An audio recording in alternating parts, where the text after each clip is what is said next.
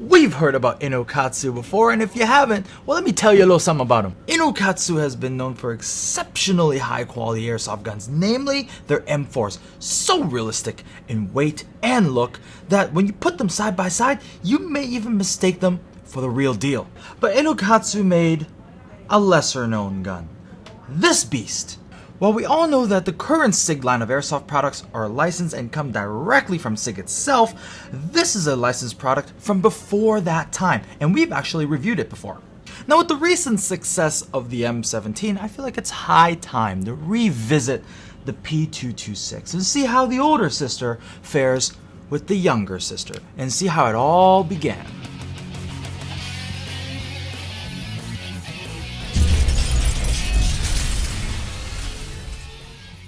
For those of you who don't know, the P226 is a legendary pistol from SIG, and it's been used by many law enforcement agencies and militaries around the world. But probably the most notable, the Navy SEALs use a variant of this particular pistol, designated the Mark 25. Now, as previously mentioned, SIG came out and brought all of their current line of airsoft products back in-house. But before that, they were licensed with another company, and you can clearly see by this presentation right here, Inokatsu knocked it out of the park. Can we take a moment and appreciate this box? This is a wooden box with a beautiful pane of glass. It's solid and, my god, it even smells nice. Inside is where the magic happens. Oh yeah, look at this thing. It looks absolutely beautiful, and this whole presentation is excellent for display. This is a full metal gun, and she got some weight to it. Feels good in your hand, and dare I say, it almost feels like I'm holding a real thing. The frame itself is aluminum and the slide is steel. Now, a point to the P226, a lot of shooters love this gun because of the weight and the metal frame. So when you shoot, the weight eats up a lot of that felt recoil, helping this gun shoot a little bit more accurate, a little bit more on target. Now, for me to say that this is just a faithful replica, I would feel like it's doing it a disservice because there's so much detail and the quality is so high on this. It kind of reminds me of something like the RWA Nighthawk Custom GRP steel and stainless steel versions. It just feels like more than your standard fare airsoft gun. Now, looking at the slide, the first thing you're going to see are these deep engraved markings. They're so clean, so crisp, they look great. And also on the frame, they have corresponding markings as well as SIG Sauer and P226 right here on the grip. Now, this is a CO2 powered gun because you're going to need something a little bit higher pressure to drive this steel slide back. And man, this slide has got some mass. Shooting this thing is going to be awesome. Trigger feels like a 226. Now, the more we look at this gun, the more I'm sure you want to know, how does it compare to the M17? And that's why this gun is here, and we're going to compare the two. See how some of the controls and features of the P226 translated over here, and what are some of the differences between these two guns. Let's start with the first major difference between these two guns. One is brown and one is black. No shit! Thank you, Captain Obvious. Back to the subject matter at hand. The first thing you're going to see is just the lines and the silhouette of both guns are actually, well, quite different. Starting with the M17, on the slide, you see there's been extra work done to kind of modernize how it looks. Not to mention it comes standard with an optics cut and front slide serrations. Where if you look at the P226, it's still, well, kind of boxy, very utilitarian, Spartan in design, compared to the M17, which feels very modern. Another thing you're going to notice right away are the controls. The 226 being a gun with an external hammer, it has a decocker as well, whereas the M17 is a striker-fired pistol, so it has no decocker whatsoever. It only has the rear physical safety, as you can see here. Earlier in the review, I said they're kind of like an older sister and a younger sister, and they really are, because you can see that they're clearly from the same family. Look at the grip angle and the beaver tail, how it's shaped on the 226 compared to the M17.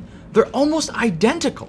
The difference is, older sister here has a more straight beaver tail, where the younger sister is kind of rounded upwards a little bit. Very nice, and it's as if the grip transplanted from one to the other. And in hand, I swear, they feel exactly the same. Another thing you're going to notice is the bore axis. Putting these guns side by side, they're almost identical, if not exactly identical. So when I'm aiming down the 226, I feel like that's the same thing when I'm aiming down the M17. Now finally, before we wrap this thing up nicely with a bow, there are two other differences. This, solely CO2, but this one is dual system. It can do CO2 as well as green gas. Then the other difference is how they adjust the hop up. With the M17, you adjust the hop up right here.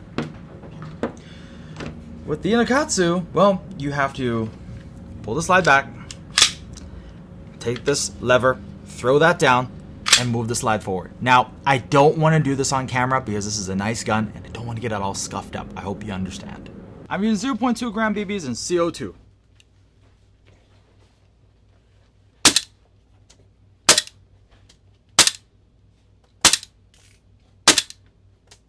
So here we are down at the warehouse, and I'm about to shoot the Inokatsu P226. So what I really want to do is I'm going to insert the magazine, charge it, and I want to decock it.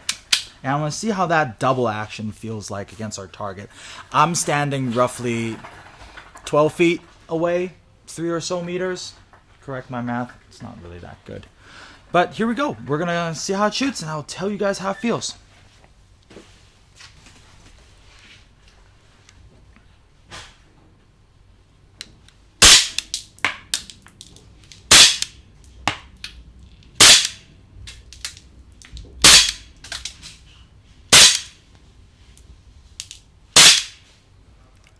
That double action trigger felt really good. I'm not too used to it, so squeezing it off, I was a little surprised.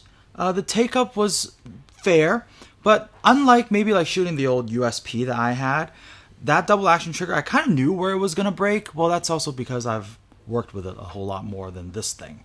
Recoil impulse is superb. Let's see how the trigger reset feels.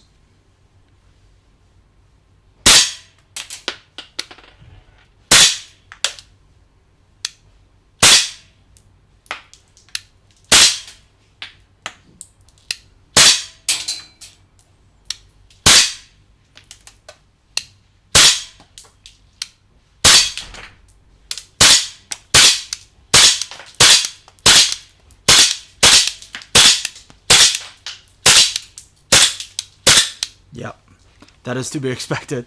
I didn't expect this gun to be able to last a whole CO2 cartridge. But yeah, pretty good. It did clear everything, didn't lock back. The CO2 wasn't enough in here to drive that slide all the way back, but the recoil impulse, again, was spectacular.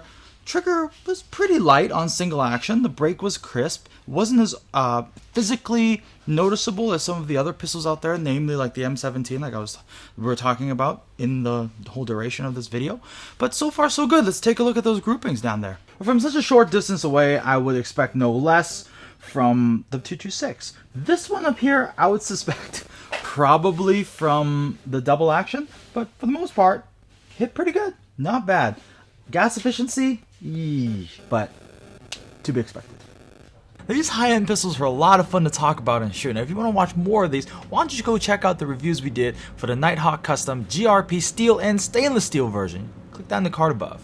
The Inokatsu P226 is a really, really cool pistol, and you're getting a lot of gun out of it. Okay, I mean, gas efficiency wise, you're gonna probably go broke before you can finish a game. But let's face it, you're not gonna take something like this out to a game. It's just like saying you're not gonna take a Nighthawk Custom steel or stainless steel GRP to a game. But I mean, if you do, you know, kudos to you. Clearly, you have the unlimited budget to go, you know, balls out. But the main point is, just look at this gun. There's so much history and legacy and pedigree and story behind the P226 that for any firearms enthusiast or collector out there, even especially for you guys who can't own real guns in your country, this is an excellent piece to snatch up if you have the opportunity. Especially with the proliferation of the P320 and the M17s, you're going to see more of those, and sadly, probably less and less of models like this. I know. You're probably sitting there yelling at me on your computer screens, saying, man, y'all at RedWolf got all these cool guns, and they look cool, and they're super high-end, and they're so nice, but how am I ever going to afford one? Well, let me tell you this. I have some really good news for you. Because even though, just like the real steel world, where this is going to be more expensive than the M17, this right now on www.redwolfairsoft.com is 50% off. 51% off. And I don't want to make this sound like a sales pitch, guys, but my goodness, if any time's the time, now's the time, because I don't know when you or me or whoever is ever going to see one ever again. Comment down. What do you guys think about super high-end pistols like this? And what do you think about my statement that the more you're going to see the M17 or the P320 series, the less you're going to see of these guys? Let me know your thoughts in the comment section below. And if you want cool guns like this one, 51% off, go to www.redwolfairsoft.com. And if you like this video, give us a thumbs up. And if you thought it was cool, share it with your friends. And if you have not subscribed yet, hit the subscribe button and turn on notifications so you'll be notified every time we upload a new video. Now, my name is Mark, aka Blue Steel, and I'll catch you guys on the next episode of RWTV. Have a good one.